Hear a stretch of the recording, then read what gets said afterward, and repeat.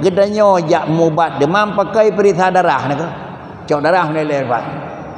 Demam lejak ke pun ya periksa darah dong. Gi periksa darahnya idepu pakan demam.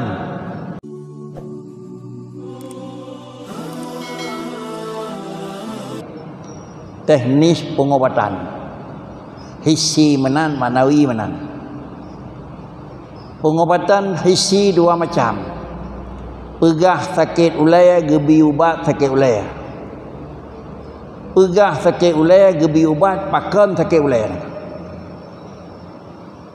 Kalau demikian menyop ubat pua sakit ulai, gebi ubat sakit ulai, dua orang itu tinggal di dalam. Pakan kan pulih, kurang kun reda karena akan kena ubat. Menyop ubat adalah sakit ulai, pakan sakit ulai, trip pulih bacut tapi hangi saleh dengku.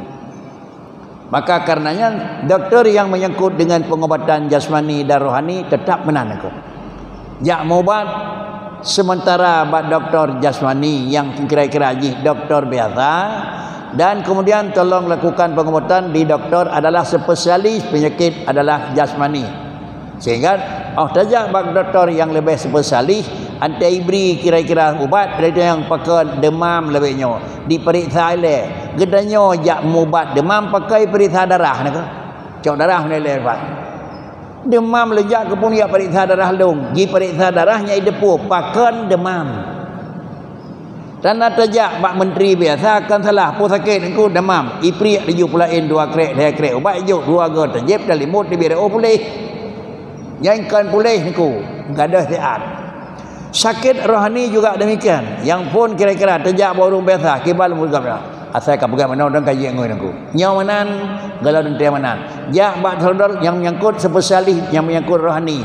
Pakan mereka kata lung nyo mereka. Geberi ubat sehingga kira-kira penyakitnya bak uram adalah ge pegadah bak uram.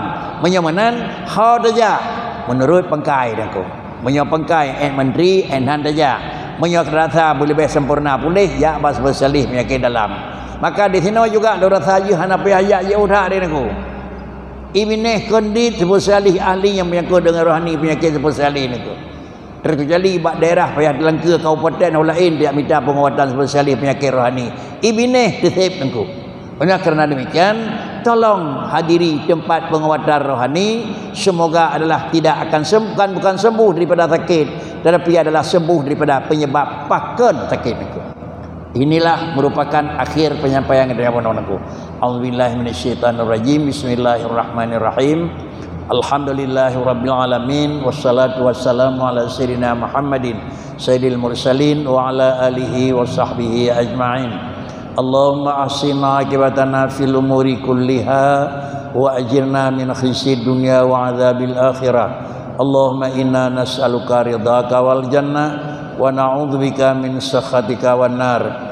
Allahumma ighfir lana dzunubana wa dzunuba walidaina warhamhuma kama rabbayana shaghira. Rabbana taqabbal minna du'aana innaka antas samiul alim wa tub alaina innaka antat tawwabur rahim. Wa sallallahu ala sayyidina Muhammad wa ala alihi wa sahbihi ajma'in. Walhamdulillahi rabbil alamin. Assalamualaikum warahmatullahi wabarakatuh.